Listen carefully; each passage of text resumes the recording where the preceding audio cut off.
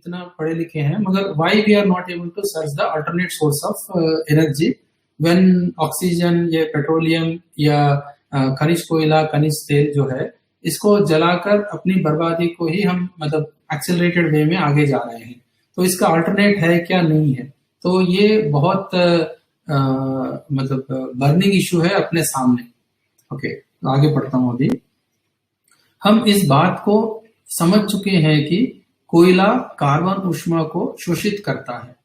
तो कोयला कार्बन ऊष्मा को शोषित करता है, right. That means what, carbon ऊष्मा जो है कोयला अंदर लेता है, वातावरणीय ऊष्मा को अपने में ज्यादा से ज्यादा समा लेता है। It means coal has a property to absorb temperature and keep it inside and slowly distribute. Okay, तो अभी एक इसमें बाबा जी मतलब एक्सप्लेन भी किया है, मैं धीरे धीरे पढ़ के फिर डिस्क्राइब करूंगा।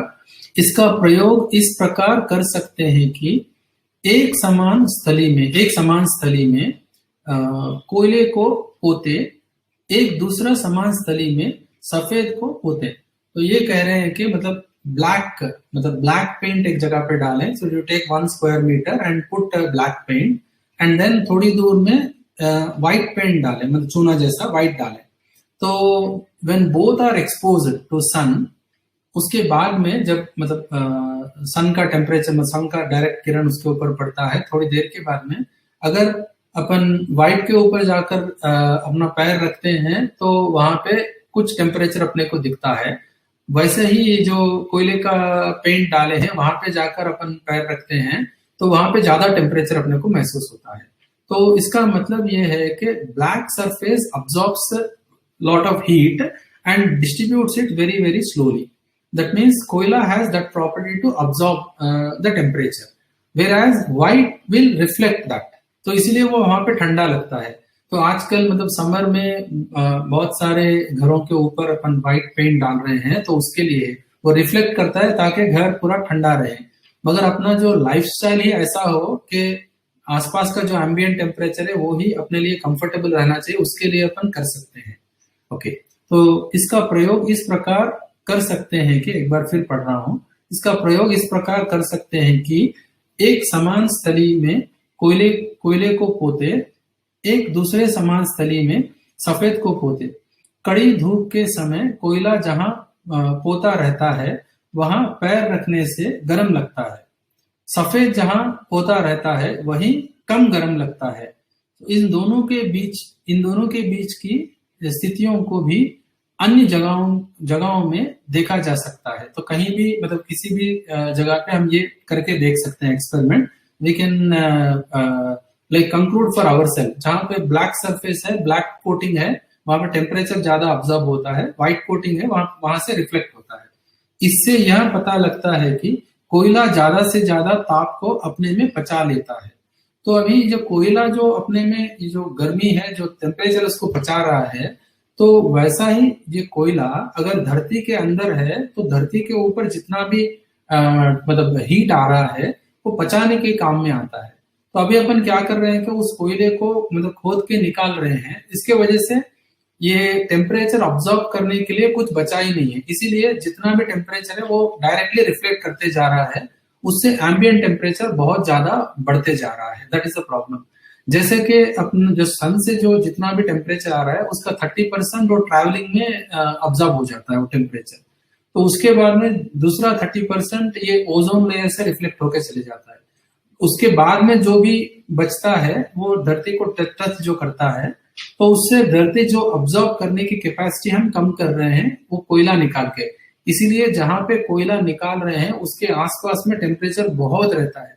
जैसे हमारे पास ये मतलब ये तेलुगु स्टेट में, आंध्र प्रदेश में एक रामागुंडम करके जगह है, वहां पे very very high temperature register होते हैं, बिकॉज वहां पे ये कोल माइनिंग होता है वहां पे।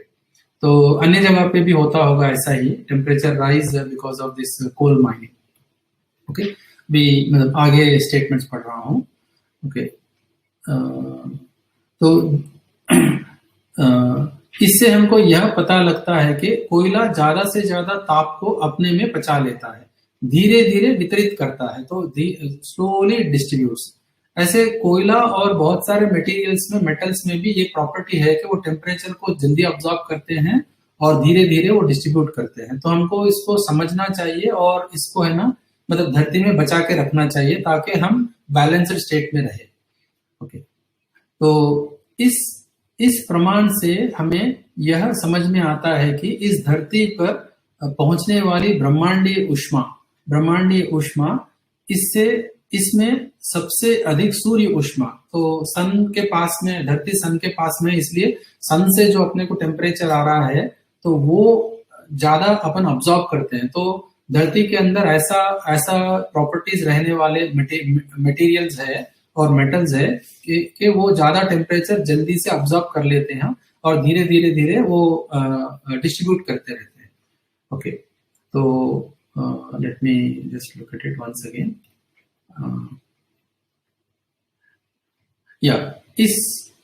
इस प्रमाण से हमें यह समझ में आता है कि इस धरती पर पहुंचने वाली ब्रह्मांडीय ऊष्मा, इसमें सबसे अधिक सूर्य ऊष्मा इस धरती पर पचाने की आवश्यकता रही।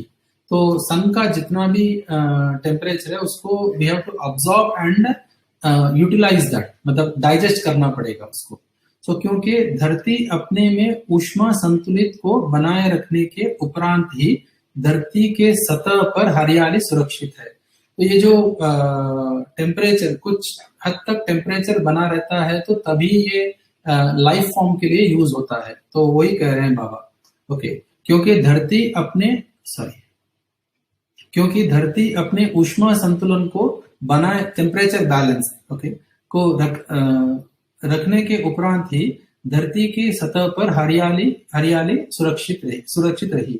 हरियाली सुरक्षित रहने के उपरांत ही कृमि कीट जीव जानवर का प्रकटन, उसके उपरांत ही मानव का प्रकटन होना क्रमिक रचना वैभव के रूप में हम मानव को समझ में आता है। तो ये मतलब लाइफ फॉर्म जो टेम्परेचर बैलेंस है, टेम्परेचर बैलेंस के साथ साथ ही ये जो लाइफ फॉर्म स्टार्ट होता है उसके बाद में ही जीव जानवर और उसके बाद में आदमी का प्रकटन होने के लिए ये है। तो ये अभी दूसरे धरतियां भी जो है उसमें भी यही प्रोसेस होने वाला है, लाइक स्टेप बाय स्टेप और time to time. Okay, mean times to come. Okay, इस वैभव के मूल में धरती अपने में ऊष्मा संतुलन बनाए रखना एक प्रमुख उपलब्धि रही है। मतलब एनर्जी बैलेंस जो है, मतलब ये जो टेम्परेचर का जो बैलेंस है वो अर्थ को बैलेंस रखना है। तो उसको आदमी समझ सकता है, वो बैलेंस को ना बिगाड़े इसका आदमी मतलब स्टडी करना पड़ेगा। और स्टडी करने के बाद, ये तो बेसिक एजुकेशन है, so what I have to do such that I am not disturbing the larger dynamics of the earth. इसमें मानव का कोई योगदान नहीं है, मतलब अर्थ का बैलेंस को बनाने के लिए कोई योगदान नहीं है, मगर आदमी जो काम कर रहा है उससे ये बैलेंस बिगड़ रहा है टेम्परेचर का। ओके, तो बैलेंस बना रहना already it is there in the nature. Okay, इसी कोयले में समाहित तेल ही धरती में खनिज द्रव्यों के साथ परिपक्व होकर खनिज तेल के रूप में उपलब्ध हुआ है। इसका भी संरक्षण धरती के अंदर उचित वातावरण के रक्षा कवच के साथ बना ही रहा है। तो अपन ये जो गैस निकाल रहे हैं, कोयला निकाल रहे हैं और तेल निकाल रहे हैं, इससे धरती का बहुत नुकसान हो रहा है। जब धरती का नुकसान होता है तो आदमी का ही नुकसान होता है। तो ये हमने को समझना चाहिए, क्योंकि हम डिपेंडेंट है धरती के ऊपर हम डिपेंडेंट है, तो उसको हमें समझना चाहिए और उसको मतलब क्या बोलते हैं, उस बैलेंस को बिगाड़े बिना हमको उसका यूटिलाइज करना चाहिए। सुरक्षित रखने का तात्पर्य तेल तक प्राणवायु अर्थात ऑक्सीजन के ना पहुंच देने के लिए वातावरण को बनाए रखना ही है। मतलब वहां पर जहां पर ये ऑक्सीजन जा रहा है वहां तक नहीं जाने देना। दैट मीन्स अगर वहां तक जाता है तो वो जल के राख हो जाता है, तो इसलिए वहां तक नहीं जाना है, ये बात कह रहे हैं। तो this we have seen so many places, lot of destruction has already taken place. उसके वजह से सीजन्स बहुत बिगड़ गए हैं and we are all facing that difficulty right now. इस प्रकार से हम इस तथ्य पर पहुंच सकते हैं कि धरती की कंपनात्मक गति के समान रूप में संपूर्ण खनिज में कंपन और स्पंदन, उससे अधिक रासायनिक द्रव्यों में स्पंदन, उससे अधिक प्राणवायु में स्पंदन, फलस्वरूप रचनाएं इस धरती पर प्रकट है। तो इससे क्या बता रहे हैं कि मटेरियल से ज्यादा मतलब प्राण में कंपन ज्यादा है, प्राण से ज्यादा जीव में कंपन ज्यादा है। सो ये जो रसायन द्रव्यों में कंपन ज्यादा है, तो ये वाइब्रेशन और वाइब्रेटिंग एनर्जी जैसा जैसा ऑर्डर बढ़ते जाता है तो उसमें ज्यादा है करके यहाँ बता रहे हैं। यह सब ऐसी संतुलन रचनाओं को प्रकट करने के अर्थ में इसके पूर्व भूमि में संपन्न संपूर्ण क्रियाकलाप है, अतएव यह सब नियम पूर्वक ही संपादित हुई है। नियंत्रण और संतुलन पूर्वक अवस्थाएं प्रकट है। इसे हम मानव को अच्छी तरह से समझने की आवश्यकता है और अनुशीलन पूर्वक संरक्षण संवर्धन विधि से स्वयं को व्यवस्थित कर लेने की आवश्यकता है। तो अपने को ये जो बैलेंस है इसको बार बार कह रहे हैं कि इसको समझना है और इसको व्यवस्थित रखना है। तो मतलब हम धरती का जितना भी मतलब मटेरियल से लेके केमिकल, मतलब change of one form to other form, ये सबको हमको समझना है। समझने के बाद उसको व्यवस्थित रखना है। तो हमको कुछ क्रिएट करने की जरूरत नहीं है। तो अभी क्या कर रहे हैं कि बहुत सारे नए नए इन्वेंशंस हम करने की कोशिश कर रहे हैं, मगर वो जो इन्वेंशन ऐसा हो रहा है कि वो ये जो लार्जर डायनेमिक्स ऑफ अर्थ है उसके अंदर फिट नहीं हो रहा है। जैसा कि एक एग्जांपल मैं देता हूँ, ये प्लास्टिक है, ओके, ये पॉलिथीन कवर्स है। जब ये पॉलिथीन कवर्स का इन्वेंशन हुआ था उस समय अपन ऐसा सोचे थे कि बहुत अच्छा आविष्कार हो गया, इससे हमको बहुत कन्वीनियंस मिलेगा। अभी बहुत ही कम सालों में, जस्ट फ्यू डिकेड्स में हमको ये पता चल गया कि इससे हमको दूर भागना है।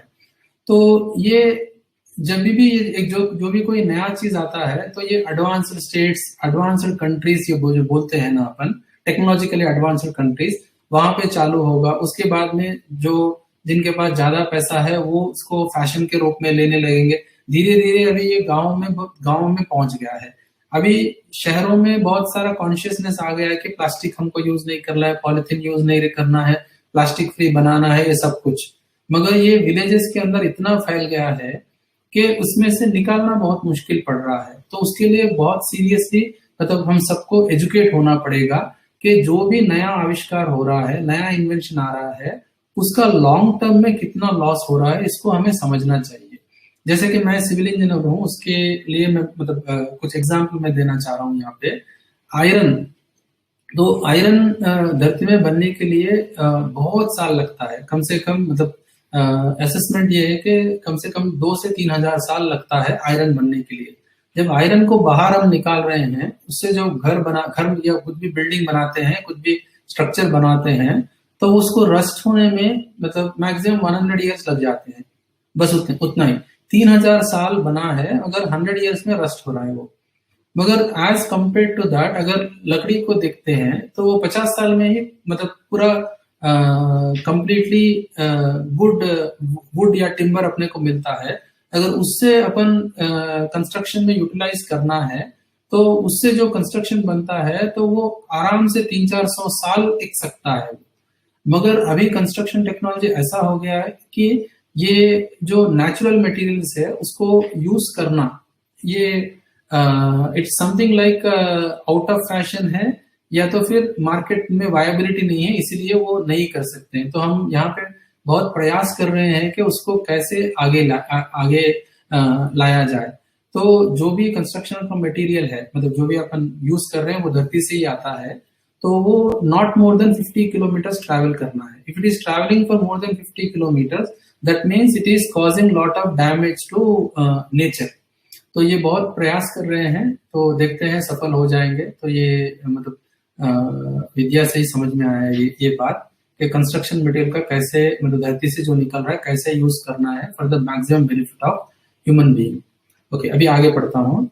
मानव मानव के व्यवस्थित होने के मूल में ज्ञान, विज्ञान, विवेक का संगीतमय कार्यकलाप स्पष्ट रहने से है। यही मैं बता रहा था कि जो धरती का बैलेंस है उसको ह्यूमन बीइंग समझना चाहिए।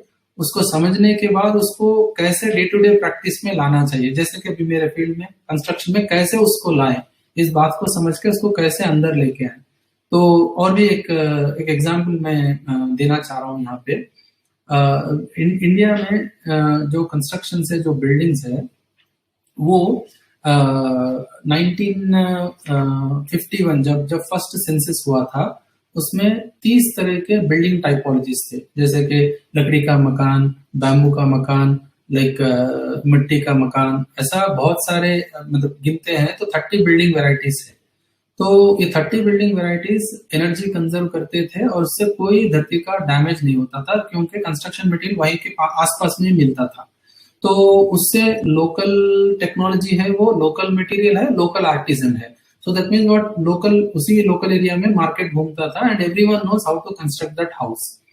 अभी क्या हुआ, जो इंजीनियरिंग की पढ़ाई में जो बिल्डिंग्स का जो डिजाइन पढ़ाते हैं उसमें ये टॉपिक्स मतलब नहीं है, सिर्फ कंक्रीट और स्टील पढ़ाया जाता है। बहुत कम कॉलेजेस में, जैसे कि 3000 से ज्यादा कॉलेजेस है, तो उसमें बहुत कम कॉलेजेस में ये अल्टरनेट जो नेचुरल मटेरियल है उसका ये क्लास होते हैं, मतलब उससे बिल्डिंग कैसे बनता है। जैसे कि हमारे ट्रिपल आईटी हैदराबाद में भी हम ये इंट्रोड्यूस करे हैं कि ये नेचुरल मटेरियल से बिल्डिंग कैसे बनता है। तो वही एक एग्जाम्पल के तौर में बता रहा हूँ।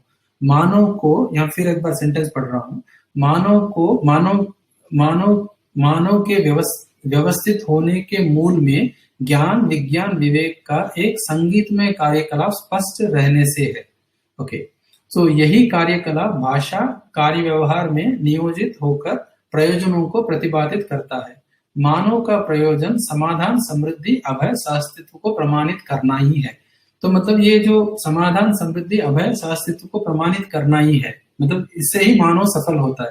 ह्यूमन टारगेट यही बोल रहे हैं, right understanding and right feeling in every individual. अगर वो है तो then prosperity in every family, then fearlessness in society, and then finally coexistence with nature.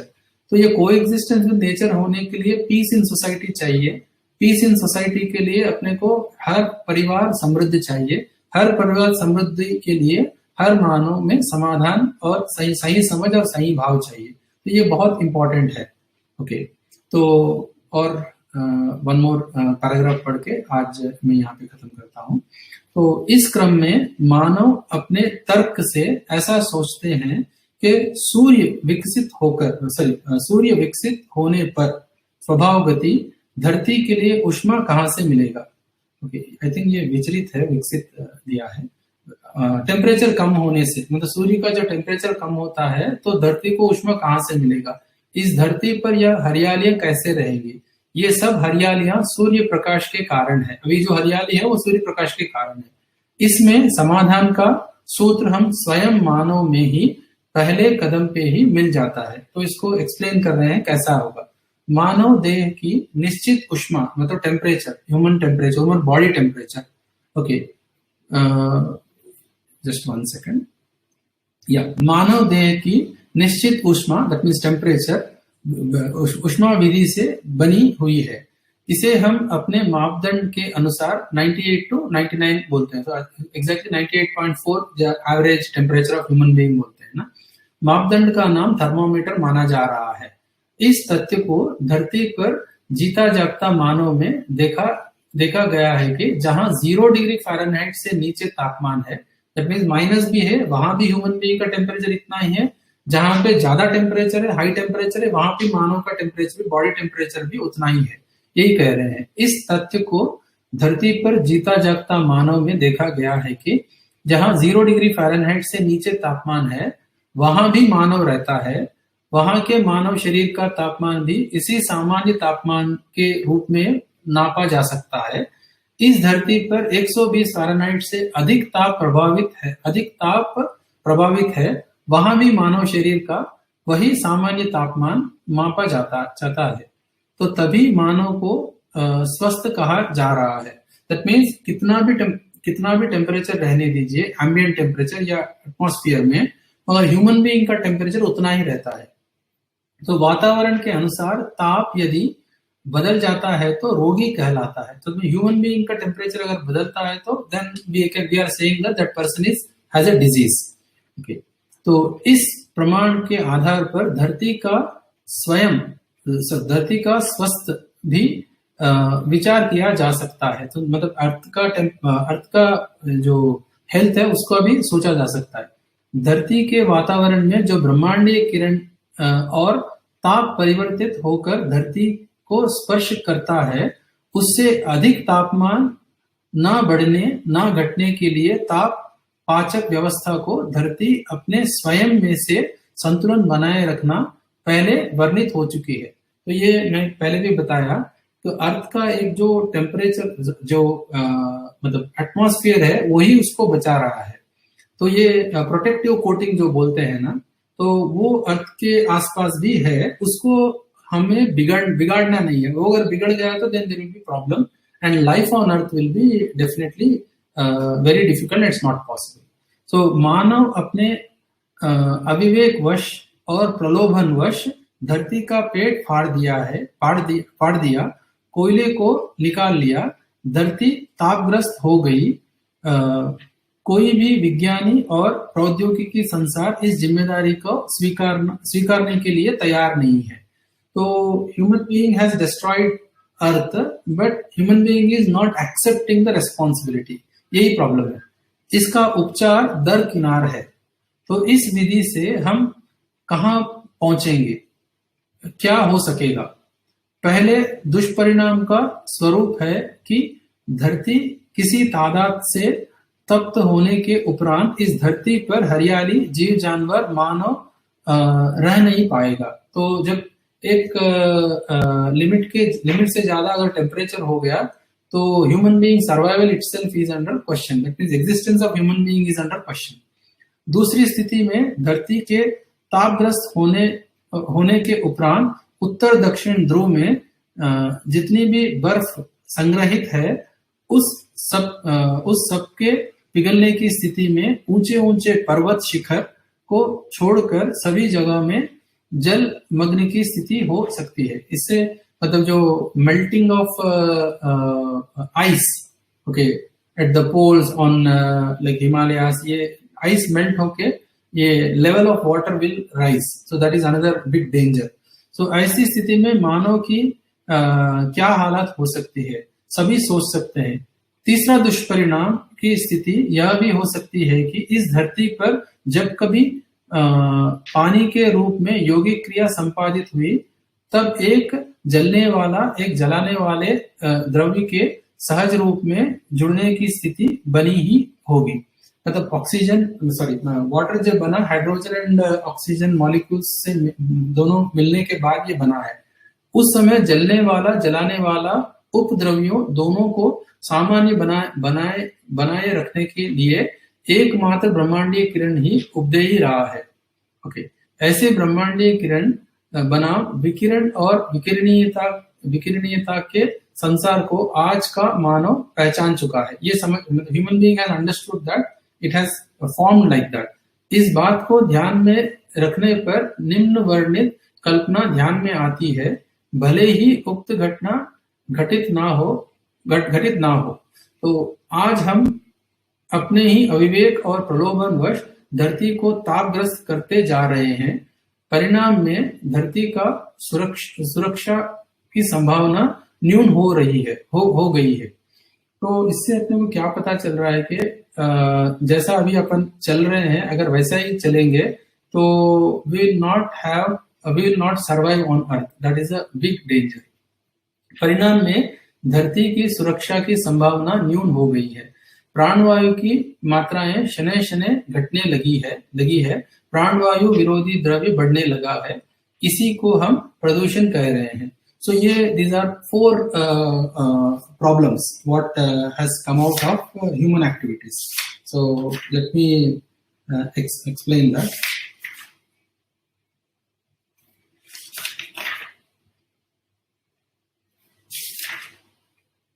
तो एक है राइज इन टेम्परेचर, दूसरा दुष्परिणाम है मेल्टिंग ऑफ आइस। तीसरा दुष्परिणाम है पोल्यूशन। ओके, इसके बाद में फोर्थ वन है जो मैं कल डिस्क्राइब करूंगा। जैसा कि एक मैग्नेटिक जो मटेरियल है या मैग्नेट है, उसका जब टेम्परेचर बढ़ता है तो उसका मैग्नेटिज्म लूज हो जाता है, तो that means it may not attract anything. So वैसा ही अगर धरती का टेम्परेचर बढ़ते गया तो देन ये उसका मैग्नेटिज्म अगर छूट गया तो then what will happen to earth and its gravity. So ये डेंजर है। तो मैं आज यहाँ पे विराम लेता हूँ। तो कल 9:30 बजे फिर मिलेंगे। So thank you. और मेरा हिंदी पढ़ने का स्पीड थोड़ा कम है, इससे मैं मतलब क्षमा चाहता हूँ। कभी कभी बीच में मतलब अटकाव आ रहा है, तो कल फिर ठीक से पढ़ने की कोशिश करूंगा। तो थैंक यू वेरी मच।